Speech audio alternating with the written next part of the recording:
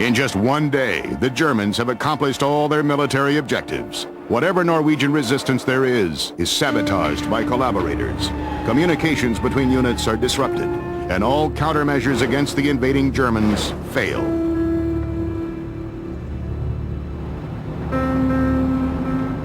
Former Defense Minister Vidkun Quisling has made a secret pact with the Germans to allow them easy entry.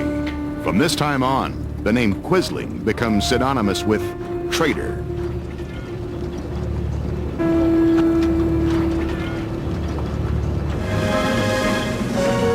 On April 11th, 2 days after the German occupation of Norway, a British invasion force belatedly sets out to sea.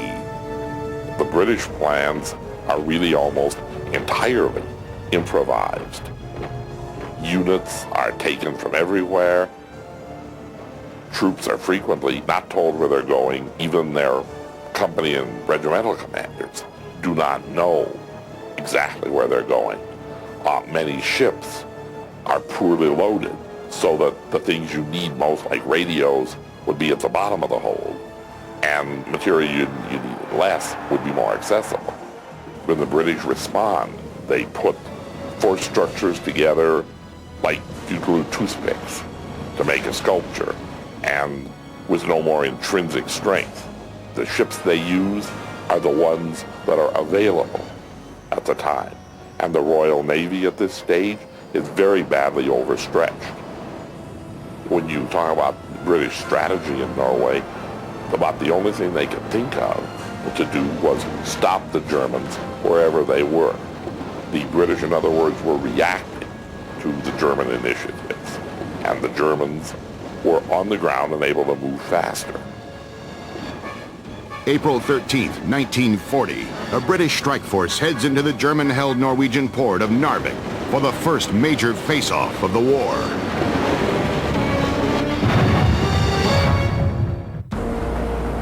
April 13th, 1940, a powerful British task force makes its final approach to Narvik. The English came with destroyers because they had all their forces outside prepared for that occupation of northern Norway. Most of our destroyers were in the harbor. Some of them were not. My destroyer was not there either. And the English fired blindly into the harbor, sinking 3 of our destroyers and sunk them, and they also sunk 14 merchant ships of different nationalities. We in the fjord, which we are about an hour away from it, heard that gunfire in the morning. We speeded in the direction of that gunfire and fell the English in the flank. And they were surprised because they didn't expect us. Then the next day, the English came with aircraft carrier and a battleship, several cruisers, and they finished us up because the cruiser gun, they could reach us. They kept out of reach from our smaller destroyer guns. So we were sunk about a mile out of the shoreline. When the order came from the skipper to abandon ship, we jumped into the water. I swam to one of the rafts, but that was overcrowded. Was later on anyway caught by the English, taken prisoners, and I tried to reach the shore. The British counterattack at Narvik is, in narrow tactical terms, a great success. They sink almost half of the German Navy's destroyers at the loss of only 3 of their own, but the problem is the Germans are still holding Narvik. When British troops began landing at various points of the Norwegian coast, the main impression offered to the soldiers and the junior officers was one of confusion. On the whole, the British were lacking transport, they were lacking winter clothes, they were lacking the kind of foodstuffs you need to keep going in Arctic areas and in rough country. And from the various ports, these British units are sent forward with about the only mission being find the Germans, fight them, and defeat them. The average British column had almost no ability to maneuver in Norway's mountains.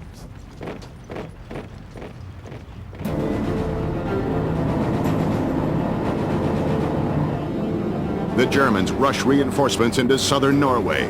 Meanwhile, British troops land unopposed in the central part of the country.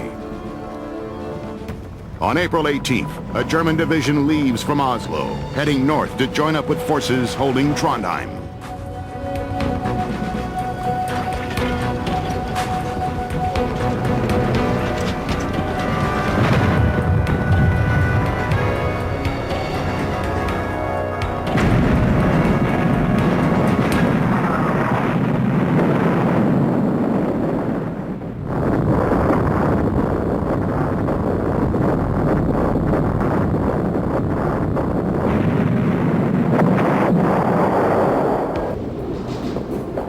The mountaineers were all scattered around, and they formed a defense line to prevent the English from capturing Narvik.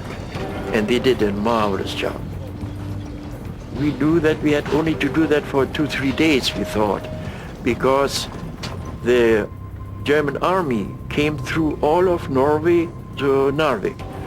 And it was said that they would be there in 3 days, maybe 4 days. But it took them 2 weeks, because there are no roads up there. And even up there where we were, there was not a road.